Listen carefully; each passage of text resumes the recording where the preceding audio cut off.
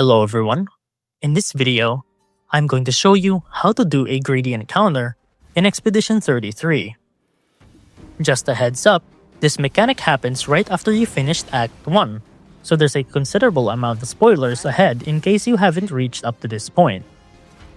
A gradient counter is only possible when an enemy does a gradient attack. The telltale sign of a gradient attack from an enemy is when the screen turns black and white.